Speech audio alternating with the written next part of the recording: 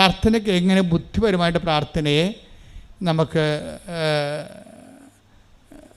നമ്മളുടെ ദൈവവുമായിട്ടുള്ള ഇടപാടിന് ഉപയോഗിക്കാൻ പറ്റും. നിങ്ങൾക്ക് വന്നിരിക്കുന്ന പരാജയം, നിങ്ങൾ പ്രെയർ ലോഞ്ച് ചെയ്യുമ്പോൾ സംഭവിക്കണത് അത് വല്ലാത്ത ഭൗമാകർഷണമുള്ള പ്രാർത്ഥനയാവും. ഈ പ്രാർത്ഥനയിൽ ഭൗമാകർഷണമുണ്ട്, ദൈവാകർഷണമുണ്ട്. നമ്മുടെ പ്രാർത്ഥന പലതും അതിൻ്റെ ഗതി പിടിക്കാത്തതിൻ്റെ കാരണം, അതിൻ്റെ ഗതി എന്ന് പറയണത് ഇപ്പം സുഗതൻ എന്നൊക്കെ പറഞ്ഞില്ലേ, സുഗതി എന്നൊക്കെ പറയുന്നതാണ് ബൗദ്ധിസത്തിൻ്റെ കാലത്തുണ്ടായിരുന്ന പേരാണ് സുഗതൻ. എന്ന് വെച്ചാൽ മനുഷ്യൻ അതിൻ്റെ നിർവ്വാണം പ്രാർത്ഥിക്കുമ്പോൾ അവർ സുഗതി എന്ന് പറയും. സുഗതം എന്ന് വെച്ചാൽ നല്ല ഗതി പ്രാപിക്കുക. അപ്പോൾ പ്രാർത്ഥനയ്ക്ക് അതിൻ്റെ ലക്ഷ്യം സാധിക്കുന്ന അതിൻ്റെ ഉദ്ദേശം എന്ന് വെച്ച് കഴിഞ്ഞാൽ അതുപോലെ തന്നെ ദുർഗതി പ്രാപിക്കുന്നവരുണ്ട്. ദുർമരണം എന്നൊക്കെ പറയത്തില്ലേ, ദുർഗതി പ്രാപിക്കുന്നവർ. അപ്പോൾ അതിനങ്ങനെയാണ് പറയണത്. അത് വേറെ ഒരു നീതിശാസ്ത്രമാണ്. ഞാൻ പറഞ്ഞു വരണത് പ്രാർത്ഥനയുടെ ഒരു ഗതിയുണ്ട്. ആ ഗതി പിടിക്കുന്ന പ്രാർത്ഥന എന്ന് പറയണത് എപ്പോഴും നമ്മൾക്ക് ഗതി പിടിപ്പിക്കാൻ പറ്റും. പ്രാർത്ഥനയെ നമുക്ക് ഗതി പിടിപ്പിക്കാൻ പറ്റും. അതാണ് പ്രോഗ്രാംഡ് പ്രെയർ എന്ന് പറയണത്. എന്ന് വെച്ച് കഴിഞ്ഞാൽ ആ പ്രാർത്ഥന ലോഞ്ച് ചെയ്യുമ്പോൾ അതിൻ്റെ ദൈവ അംശം അത് നമ്മൾ ഇൻഷുർ ചെയ്യണം ആദ്യമേ തന്നെ. പ്രാർത്ഥനയ്ക്ക് 2 അംശങ്ങളുണ്ട്. ഭൗമ അംശങ്ങളുമുണ്ട്, ദൈവ അംശങ്ങളുമുണ്ട്. ഭൗമ അംശം എന്ന് പറഞ്ഞാൽ എന്താണ്? നമുക്ക് വേണ്ടി നമുക്ക് ഉപയോഗിക്കാൻ പറ്റിയ കാര്യങ്ങളൊക്കെ ഭൗമ അംശങ്ങൾ. ഇത് പലപ്പോഴും ദൈവാംശങ്ങൾ പലപ്പോഴും ചില പ്രാർത്ഥനയ്ക്ക് ഉണ്ടാകത്തില്ല. ആ പ്രാർത്ഥന ലാഗ് ചെയ്തുകൊണ്ടേയിരിക്കും, കേൾക്കാൻ താമസിക്കും. ചിലപ്പോൾ കേൾക്കത്തില്ല, വേസ്റ്റ് പ്രെയർ ആവും.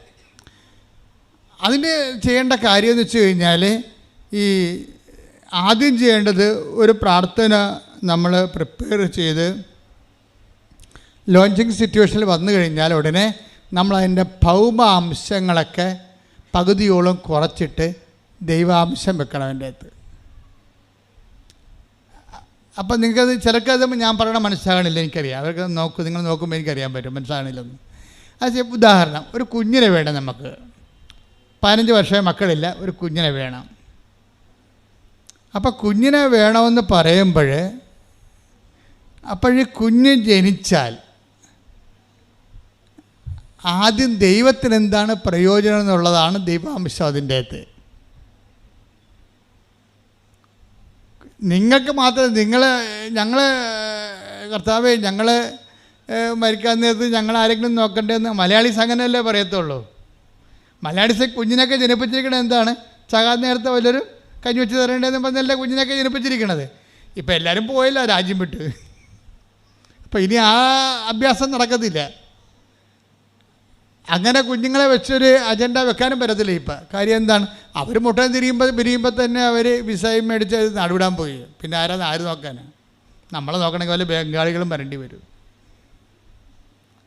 അപ്പം അതിവിടെ ഞാൻ പറഞ്ഞു വരുന്നതിൻ്റെ കാരണം, ഒരു കുഞ്ഞ് ജനിക്കുമ്പോൾ തന്നെ ചില ആൾക്കാർ ദൈവത്തിനറിയാം ഈ കുഞ്ഞിനെ ഇവർക്ക് കൊടുത്തു കഴിഞ്ഞാൽ ഉള്ള കുർബാന കൂടി പോകും. ദൈവത്തിനറിയാം. നിൻ്റെ സ്വഭാവം അനുസരിച്ചാണേ ഈ പ്രാർത്ഥന അങ്ങോട്ട് ദൈവത്തിൻ്റെ അടുത്ത് ചെല്ലുമ്പോൾ തന്നെ ദൈവം ഇതിനെ സ്കാൻ ചെയ്യുമ്പോൾ ഇവർക്ക് കുഞ്ഞിനെ കൊടുത്താലുള്ള കാലം ദൈവത്തിന് അറിയാൻ പറ്റും. എന്താണ്? ഇവിടെ പിന്നെ 5 കൊല്ലം പള്ളിക്ക് കയറത്തില്ല, കൊച്ചിനെ ദൈവമായിട്ട് ആരാധിക്കും. കാരണം താമസിച്ച് കിട്ടിയ സാധനമല്ലേ, ഒത്തിരി താമസിച്ചല്ലേ സാധനം കിട്ടിയത്. ഇപ്പോൾ താഴെ വെച്ചാൽ പേനരിക്കും, മുകളിൽ വെച്ചാൽ അത് താഴെ വെച്ചാൽ ഉറുമ്പരിക്കും, മുകളിൽ വെച്ചാൽ പേനരിക്കും എന്ന് പറഞ്ഞുകൊണ്ട് സ്വന്തം അമ്മായിയമ്മയെ കൊണ്ടുപോയി നോക്കിക്കത്തില്ല കുഞ്ഞിനെ. തള്ള നോക്കിയാൽ കുഞ്ഞിനെ കണ്ണിക്കേട് വരുമെന്ന് പറയും. പോരെ സമ്മതം നോക്കിയേ. പണ്ട് ഈ അമ്മായിയമ്മയും മരുമോളും തമ്മിലൊരു ഇഷ്യൂ ഒന്നും ഉണ്ടായില്ലേ.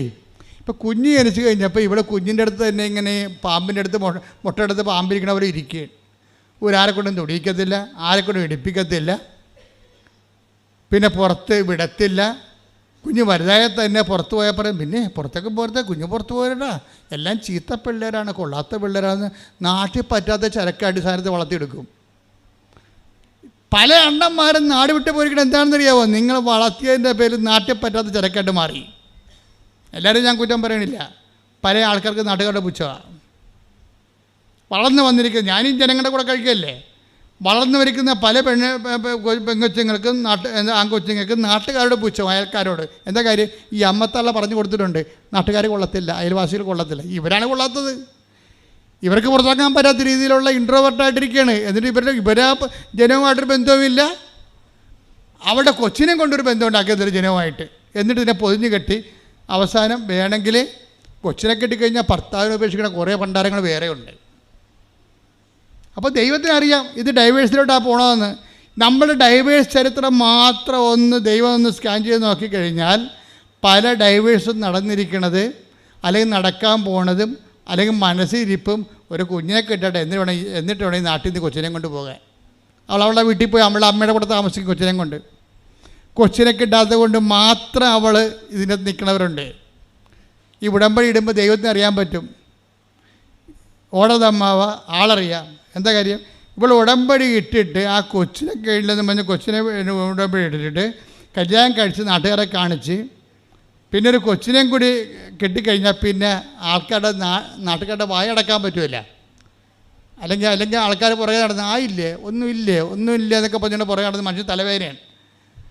അപ്പം നമ്മളെ പ്രസവിച്ചിട്ട് അവർക്കൊന്നും ഇല്ലേ, എന്നാലും നാട്ടിൽ കാണുമ്പോൾ നമുക്ക് ഗുഡ് മോർണിംഗ് എന്ന് പറയാൻ പറ്റത്തില്ല. സായിപ്പാണെ കാണുമ്പോൾ ഗുഡ് മോർണിംഗ് പറയും. മലയാളിക്ക് ഗുഡ് മോർണിംഗ് എന്നും പറയാനില്ലാത്തത് കൊണ്ട് ഇപ്പം ഗർഭിണിയെ കാണുമ്പോൾ എന്നാണ് ഡേറ്റ് എന്ന് ചോദിക്കും പ്രസവിക്കണം. പിന്നെ ഇവർക്ക് വല്ല അറിഞ്ഞിട്ട് വല്ല കാര്യമുണ്ടോ? അത് അല്ല, ഇനി കല്യാണം കഴിച്ചിട്ട് 4-5 മാസം വരെ കാണുമ്പോൾ ഗുഡ് മോർണിംഗ് പറയാൻ പറ്റും. നമുക്ക് ഗുഡ് മോർണിംഗ് പറയാൻ അറിയാം. ഒന്നും ആയില്ലെന്ന് ചോദിക്കും. മലയാളിയുടെ അവസ്ഥ ഇതാണ്. ഇവർക്ക് ഒരു കാര്യമില്ല, നമുക്കറിയാം ഇതൊക്കെ അറിഞ്ഞിട്ട്. ആയില്ലെങ്കിൽ അവൾക്ക് അത്രയും സന്തോഷമാണ്.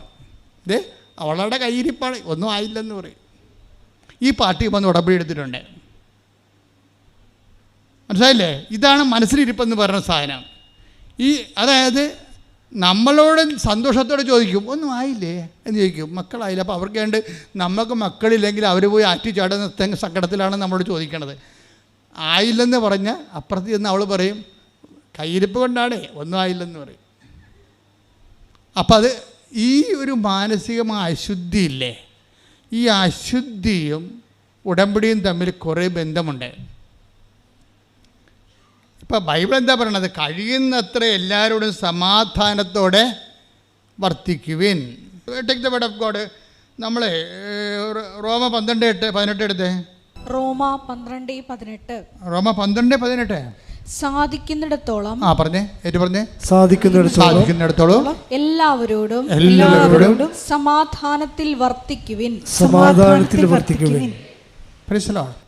അപ്പം നിങ്ങളൊക്കെ ബൈബിൾ തന്നെ ഉടമ്പടി എടുത്ത് ആദ്യം ചെയ്യേണ്ടത് എന്താണ്? സാധിക്കുന്നിടത്തോളം എല്ലാവരോടും എന്ന് വെച്ച് കഴിഞ്ഞാൽ അതിൻ്റെ സത്തുക്കളോടും സമാധാനത്തോടെ വർത്തിക്കുവിൻ. അപ്പോൾ സമാധാനം എന്ന് പറഞ്ഞാൽ എന്താ? സമാധാനം എന്ന് പറഞ്ഞാൽ യുദ്ധമില്ലാത്ത വഴക്കില്ലാത്ത അവസ്ഥ അല്ല. ബൈബിളിലെ സമാധാനം പരിശുദ്ധാത്മാവ് നിറയാൻ പറ്റിയ ഫോർമാറ്റ് എന്നാണ് എൻ്റെ അർത്ഥം. മനസ്സിലായില്ലേ? അതിപ്പോൾ നമ്മൾ ഈ സമാധാനം പല ഡിക്ഷണറിയിൽ പല അർത്ഥമാണ്. ബൈബിൾ ഡിക്ഷണറി ബൈബിളിൻ്റെ സ്പിരിച്വൽ ലൈഫിൻ്റെ ആധ്യാത്മിക ജീവിതത്തിൻ്റെ ഒരു നിഘണ്ടു ഉണ്ടാക്കുകയാണെങ്കിൽ, ആധ്യാത്മിക ജീവിത നിഘണ്ടു എന്നും പറഞ്ഞ പുസ്തകം നമ്മൾ ചെയ്യണമെങ്കിൽ അവിടെ സമാധാനം എന്ന് പറഞ്ഞാൽ അതിന് ഒറ്റർത്ഥമേ ഉള്ളൂ. എന്താണ്? പരിശുദ്ധാത്മാവ് പ്രവർത്തിക്കാൻ പറ്റിയ ഒരു പരുവം ഉണ്ടാക്കുക.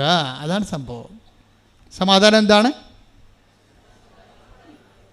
നമുക്ക് സമാധാനം കിട്ടി ദൈവത്തിന് എന്തിനാണെന്നേ? ഇത് ദൈവാംശമാണ്. നമ്മളെപ്പോഴും അനുഭവത്തിൻ്റെ ദൈവാംശങ്ങളെക്കുറിച്ചാണ് ചിന്തിക്കേണ്ടത്. നമ്മളെപ്പോഴും ചിന്തിക്കേണ്ടത് നമുക്ക് സമാധാനം കിട്ടി, നമ്മൾ കുറച്ച് മുമ്പ് മരിച്ചുപോയി, തീർന്നു. ദൈവത്തിന് അതുകൊണ്ട് എന്ത് പ്രയോജനം? സമാധാനം ദൈവം തരുമ്പോൾ ദൈവത്തിൻ്റെ പോർഷൻ ഗ്യാരണ്ടി ചെയ്യണം നമ്മൾ. എന്താ കാര്യം? അത് നമ്മൾ തമ്മിൽ വഴക്കിടാതിരിക്കണമല്ല പ്രശ്നം, അതാർക്കും കഴിയും. ഇപ്പം മഹാത്മാഗാന്ധി എന്തുമാത്രം ആൾക്കാരോട് ക്ഷമിച്ചു. കാര്യം എന്താ മഹാത്മാഗാന്ധി ക്ഷമിക്കാൻ കാരണം? പുള്ളിക്കാരൻ ജീവിതകാലം വട്ടമേശ സമ്മേളനത്തിന് ഇംഗ്ലണ്ടിൽ പോയപ്പോൾ ആ മനുഷ്യൻ കപ്പലിൽ ഒരാടിനെ കൊണ്ടാണ് പോയത്. അപ്പോൾ ചർച്ചിൽ അവിടെ ഉണ്ടായിരുന്ന സാഹിബ് ചോദിച്ചേ ഇതെന്തിനാ ബഗ്ഗറെ ഈ ആടിനെയും കൊണ്ട് വന്നിരിക്കുന്നത്? അപ്പോൾ പുള്ളി ആടിനെ കറന്ന് അദ്ദേഹത്തിൻ്റെ പാല് ആ ആടിനെ കറന്നാണ് കുടിക്കണത്. ഓരോ മനുഷ്യൻ്റെ ജീവിത രീതിയാണ്. ഇപ്പോൾ ജീവിതകാലം മുഴുവനും ആട്ടും പാലും അതുപോലെ തന്നെ ക്യാബേജും പച്ചക്കറിയൊക്കെ തിന്നവർക്ക് സ്വാഭാവികമായ ക്ഷമയുണ്ടാകും, സമാധാനം ഉണ്ടാകും. അവർക്ക് സമാധാനത്തെക്കുറിച്ചൊക്കെ അവർ ചിന്തിക്കും. അതൊന്നും ബിബ്ലിക്കൽ പീസല്ല. ബൈബിളിന് അതിൻ്റെ അകത്ത് കെട്ടിയിടക്കേണ്ട കാര്യമില്ല, അത് വേറെ.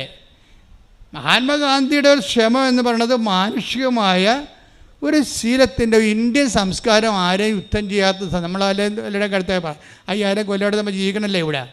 നമ്മൾ ആരുടെയും കഴുത്തേ പോയിട്ടുണ്ട്, ഒരു മനുഷ്യൻ്റെ കഴുത്തേ കയറത്തില്ല.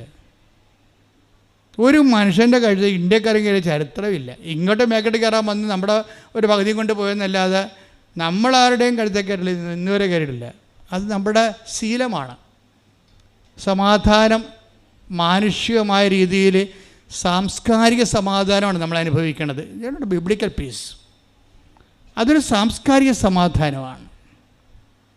അതായത് ഇപ്പോൾ നമ്മൾ പോത്തിറച്ചി കഴിക്കണില്ല. ഈ ക്രിസ്ത്യാനിറ്റി ഇവിടെ വിലപ്പോകാഞ്ഞതിൻ്റെ കാരണമെന്നിലൊന്ന്, ക്രിസ്ത്യാനിറ്റിയും കൊണ്ട് വന്നവൻ്റെ കയ്യിൽ ഒരു കുറേ ഇറച്ചിയും ഒരു കുപ്പി കള്ളും പിന്നെ ഒരു തോക്കൊക്കെ കയ്യിരുന്നതുകൊണ്ടാണ്. സായിപ്പ് ഈ സാധനം എല്ലാം കഴിക്കണമല്ല. ഈ കക്ഷിയല്ലേ ഇത് ഇവിടെ പഠിപ്പിച്ചത്. പഠിപ്പിച്ച സാറ് മാറിപ്പോയി, അതാണ് കുഴപ്പമായിപ്പോയത്. അല്ലെങ്കിൽ ക്രിസ്ത്യാനിറ്റിയെ ഇന്ത്യ മുഴുവൻ അക്സെപ്റ്റ് ചെയ്യണം. കാരണം ഇന്ത്യ ദൈവത്തിന് വേണ്ടി കൊതിക്കുന്ന ഒരു രാജ്യമാണ്. പഠിപ്പിച്ച സാറ് മാറിപ്പോയി, സാറിൻ്റെ സ്വഭാവം മാറിപ്പോയി. അതാണ് ബൈബിളിന് പറ്റിയത്. പഠിപ്പിക്കുന്ന സ്ഥലത്ത് പഠിപ്പിക്കാതെ പഠിപ്പിക്കേണ്ടാത്ത സ്ഥലത്ത് കൊണ്ട് പഠിപ്പിച്ചു.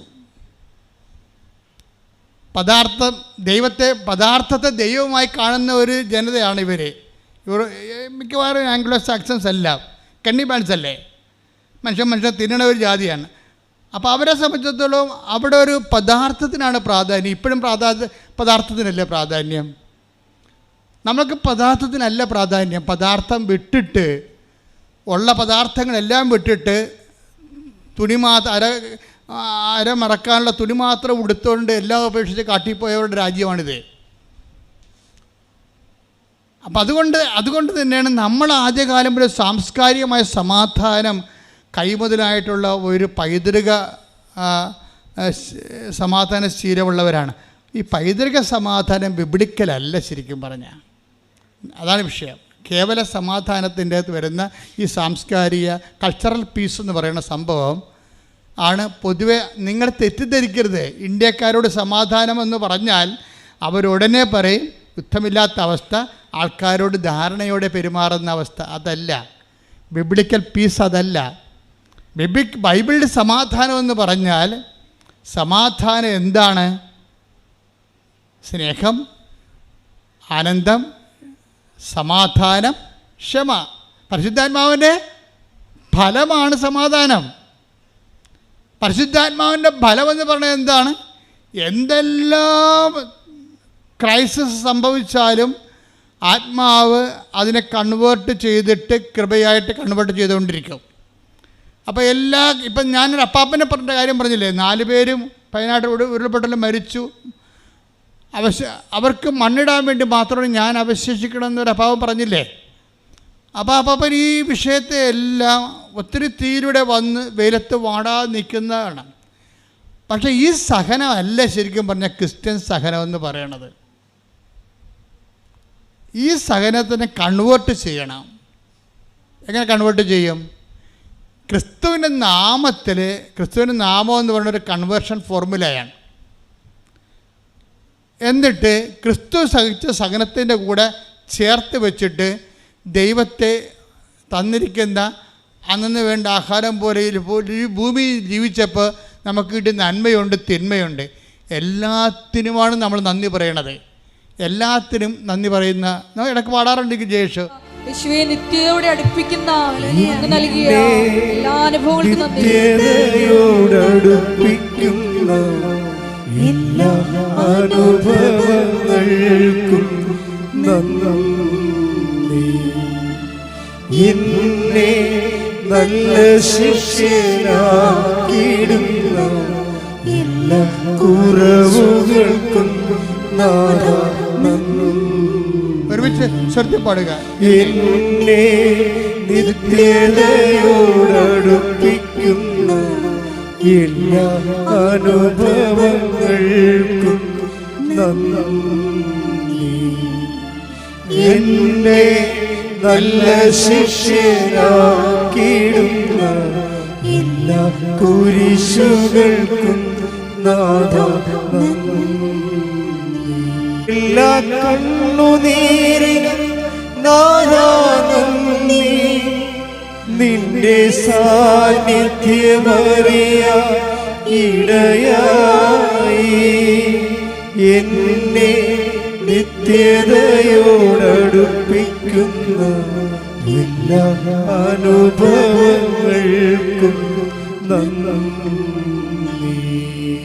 പരിശുദ്ധ പരമ ദിവ്യകാരുണ്യത്തിന് ആരാധനയും സ്തുതിയും പുകഴ്ചയും. പരിശുദ്ധ പരമ ദിവ്യകാരുണ്യത്തിന് ആരാധനയും സ്തുതിയും പുകഴ്ചയും. പരിശുദ്ധ പരമ ദിവ്യകാരുണ്യത്തിന് ആരാധനയും സ്തുതിയും പുകഴ്ചയും. അപ്പോൾ നമ്മളെ സമാധാനം എന്ന് പറയുമ്പോൾ ഇപ്പോഴ് 12-18 റോമ അല്ലേ, സാധിക്കുന്നിടത്തോളം എല്ലാവരോടും സമാധാനത്തോടെ വർത്തിക്കുക. അപ്പോൾ വീട്ടിൽ ശത്രുതയുണ്ട്, അയൽവാസികളുമായി ശത്രുതയുണ്ട്, കുടുംബത്തിലും അല്ലെങ്കിൽ ഓഫീസിലും ഒക്കെ ഇഷ്യൂസ് ഉണ്ട്. ആ ഇഷ്യൂസ് ഇപ്പോഴും നിങ്ങൾ ഉടമ്പടി 3 പുതുക്കിയിട്ടും ആ പഴയ ശത്രുവായിട്ട് തന്നെ ഇപ്പോഴും നിലനിൽക്കുക. പിന്നെ പുതുക്കണേ എന്തിനാ? നിങ്ങൾ ഉടമ്പടി 3 പുതുക്കി വെള്ളയായെന്ന് പറഞ്ഞിട്ട് നിങ്ങൾ വെള്ളയായില്ലല്ലോ, പേപ്പർ മാത്രമല്ലേ വെള്ളയായുള്ളത്. ആ പഴയ ശത്രുവായിട്ട് ഇപ്പോഴും ഇരിക്കുകയല്ലേ. മിണ്ടാത്തതോട് നിങ്ങൾ മിണ്ടുന്നില്ല, സംസാരിക്കാത്തതോട് നിങ്ങൾ സംസാരിക്കണില്ല, ഇടപെടാത്തതോട് നിങ്ങൾ ഇടപെടുന്നില്ല. ചില ആൾക്കാരെ കാണുമ്പോൾ തേള കുത്തിയ പോലെ മോന്ത വെക്കുന്നു, എന്നിട്ടും ഉടമ്പടി വെള്ള. എൻ്റെ അമ്മ എന്തൊരു വെള്ളം ഇരിക്കത്. പുതുക്കുമ്പോൾ സൂക്ഷിക്കണം. ഓരോ പുതുക്കവും പരിശുദ്ധാത്മാവിലേക്കുള്ള ഒരു പുതുക്കമാണ്. ശ്രുതിക്കട്ടെ ഹല്ലേലൂയ. ഹല്ലേലൂയ ഹല്ലേലൂയ ഹല്ലേലൂയ ഹല്ലേലൂയ. യേശുവേ നന്ദി. ഹല്ലേലൂയ ഹല്ലേലൂയ ഹല്ലേലൂയ. ആത്മാവാം ദൈവമേ വരണേ, എൻ്റെ ഉള്ളിൽ വസിക്കാൻ വരണേ.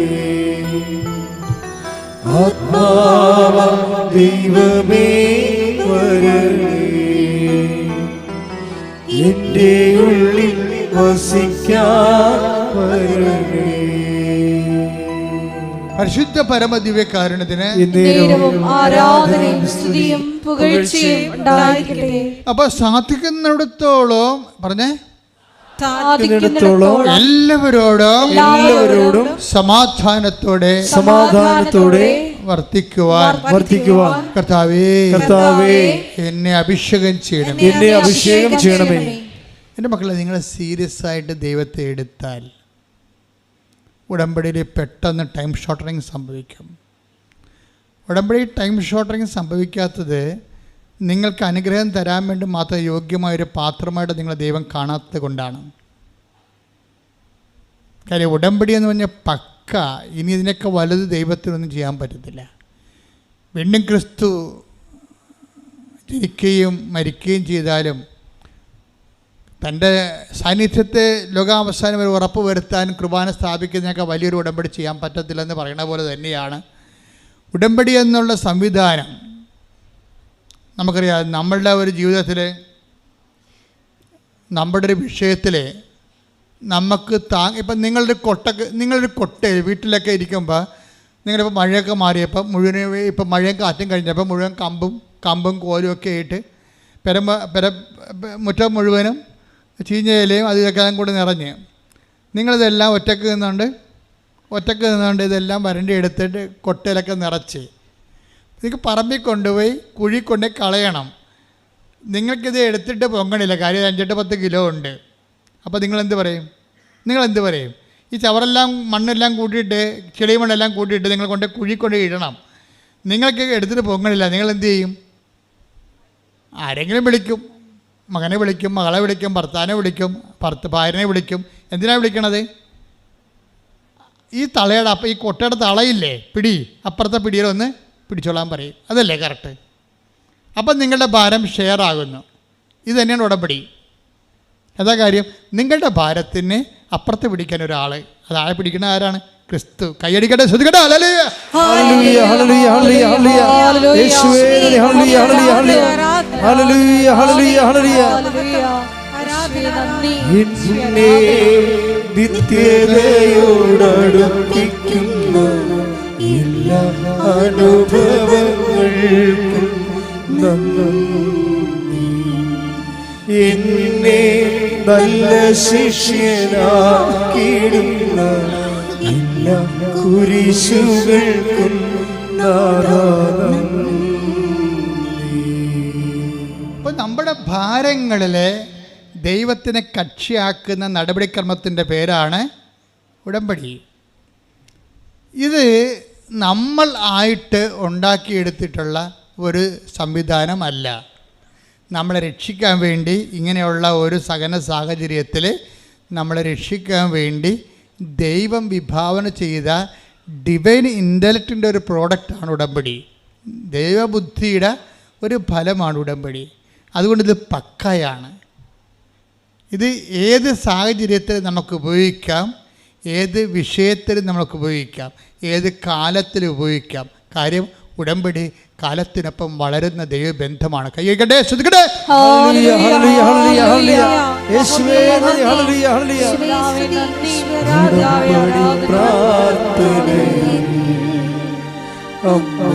ഉടനടി പരിഹാരമേകും ഉടമ്പടി പ്രാർത്ഥന. ഉടനടി പരിഹാരമേകും അവൻ പറയുന്നതും ചെയ്തിടുകിൽ ജീവിതം ധന്യമായി തീർന്നിടും. പരിശുദ്ധ പരമ ദിവ്യകാരുണ്യത്തിന് ആരാധനയും സ്തുതിയും പുകഴ്ചയും ഉണ്ടായിരിക്കട്ടെ. നമുക്ക് രണ്ട് തരത്തിൽ ദൈവാനുഭവത്തെ സമീപിക്കാൻ പറ്റും. ഒന്ന് ജ്ഞാനമാർഗത്തിലൂടെയാണ് നമ്മൾ, പിന്നെ ഭക്തിമാർഗമുണ്ട്, കർമ്മമാർഗമുണ്ട്. അതെല്ലാം ഇന്ത്യൻ മാർഗങ്ങളാണ്. പണ്ട് പോലെ നമ്മുടെ നമ്മുടെ ഋഷിവര്യന്മാരുണ്ടാക്കിയ മാർഗങ്ങളാണ്. ലോകത്തിലുള്ളതാണ്. ലോകത്തിൽ പണ്ട് പോലെ ഉള്ളത്. ഇവരിതിനെ ഐഡൻറ്റിഫൈ ചെയ്തു. ഋഷികൾ ഇതിനെ ഐഡൻറ്റിഫൈ ചെയ്തു. ഇന്നത്തെ ഒരു ജ്ഞാനമാർഗം അതാണ്. ഈശോ വരുമ്പോൾ ഈശോ എന്താ പറയണത്? ഈ നിങ്ങൾ അറിയാത്തതിനെ ആരാധിക്കുന്നു, ഞങ്ങൾ അറിയുന്നതിനെ ആരാധിക്കുന്നു. രക്ഷ എന്ന് പറയുന്ന ക്രിസ്തു ആരാണ്? ആരാധിക്കുന്നതിലാണ് ക്രിസ്തു വരണത്. എന്തെങ്കിലും കാര്യങ്ങൾ ദൈവത്തിൻ്റെ ഉടമ്പടിയിൽ നിൻ്റെ വിഷയത്തിന് പറ്റുന്ന രീതിയിൽ ദൈവം തന്നില്ല എന്ന് നിനക്ക് തോന്നിയാൽ ഉടനെ നീ അതൊരു പോളിസിയാക്കണം. ആ ഫണ്ട് മുഴുവൻ പോളിസിയാക്കണം. നിത്യതയിൽ റീഫണ്ട് ചെയ്യാൻ പറ്റുന്ന രീതിയിൽ ദൈവത്തിന് തിരിച്ച് സമർപ്പിക്കണം. കേൾക്കപ്പെടാത്ത പ്രാർത്ഥനകൾ ഒരിക്കലും കേൾക്കപ്പെടുന്നില്ല എന്നല്ല ബൈബിൾ പറയണത്. അത് കേൾക്കുന്ന ദൈവത്തിൻ്റെ കാലം ദൈവം നിനക്കായി കരുതി വെച്ചിട്ടുണ്ട്. കൈയടിക്കട്ടെ, ശ്രദ്ധിക്കട്ടെ.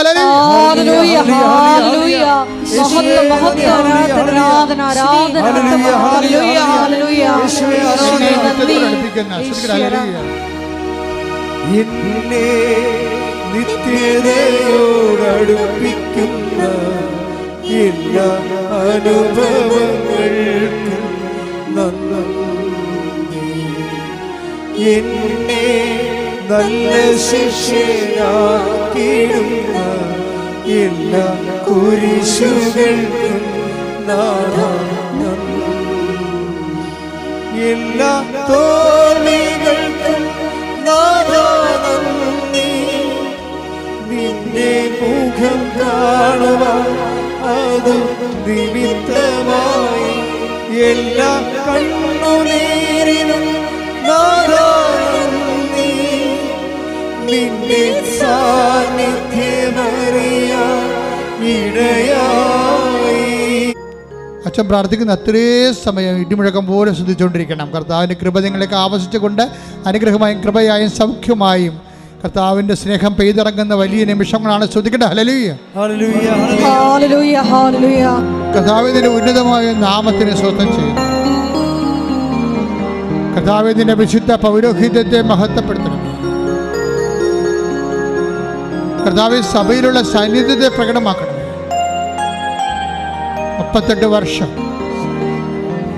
വർഷം ഞാൻ അർപ്പിച്ച കൃപാനയുടെ യോഗ്യതയാണ് കൃപാസനത്താറയിലെ ജീവനോടെ പ്രത്യക്ഷപ്പെട്ട പരിശുദ്ധ അമ്മയുടെ മാധ്യസ്ഥത.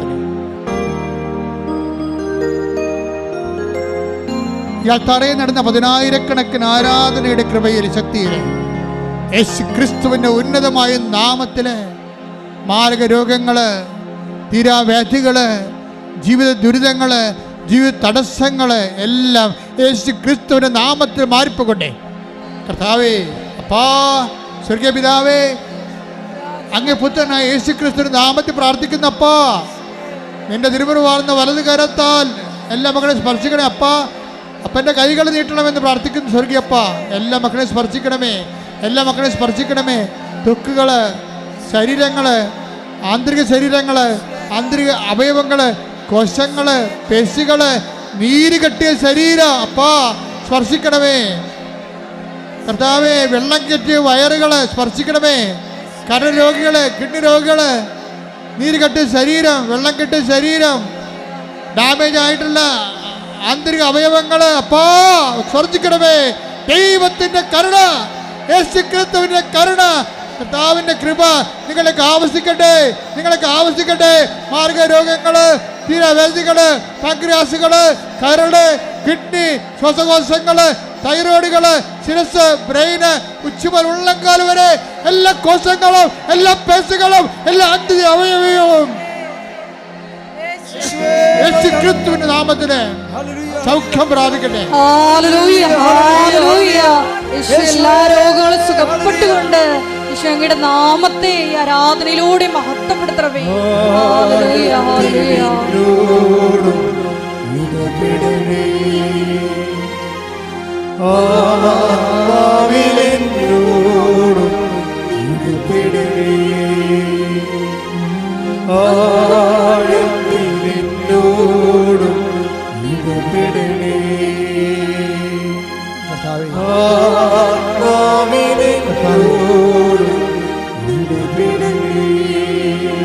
ഉദരരോഗങ്ങളെ സ്പർശിക്കണമേ കർത്താവ്, ഉദരരോഗങ്ങളെ സ്പർശിക്കണമേ കർത്താവ്.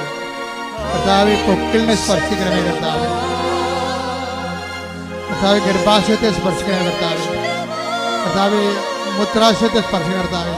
മൂത്രനാളികളെയും ഗർഭനാളികളെയും സ്പർശിക്കണ കർത്താവ്. എൻ്റെ ബ്ലോക്കുകൾ യേശു ക്രിസ്തുവിന്റെ നാമത്തിൽ നീങ്ങിപ്പോകട്ടെ. കർത്താവ്, ഹൃദയത്തിൻ്റെ കുഴലുകള്, ഭിത്തികള്, ശ്വാസകോശങ്ങള്, തന്ത്രികള് കർത്താവിൻ്റെ രക്തത്താൽ കുതിരട്ടെ.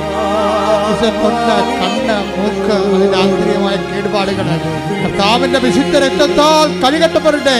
കർത്താവിൻ്റെ വിശുദ്ധ രക്തത്താൽ കഴുകപ്പെടട്ടെ. സ്പർശിക്കണമേ കർത്താവേ. നീരോടെ പ്രാർത്ഥിക്കുന്ന മക്കള്, വേദനയോടെ പ്രാർത്ഥിക്കുന്ന മക്കള്, വിശ്വാസത്തിൽ പ്രാർത്ഥിക്കുന്ന മക്കള്, കർത്താവേ, കർത്താവേ, അങ്ങനെ ആണിപ്പെടുത്താറുന്ന വലതുകരം, അനുഗ്രഹത്തിന്റെ അത്ഭുതകരം ഓരോ മകന്റെ പേരും മകന്റെ പേരും ഹല്ലേലൂയ, ഹല്ലേലൂയ. മഹത്വം, മഹത്വം. ആരാധന, ആരാധന. ഹല്ലേലൂയ.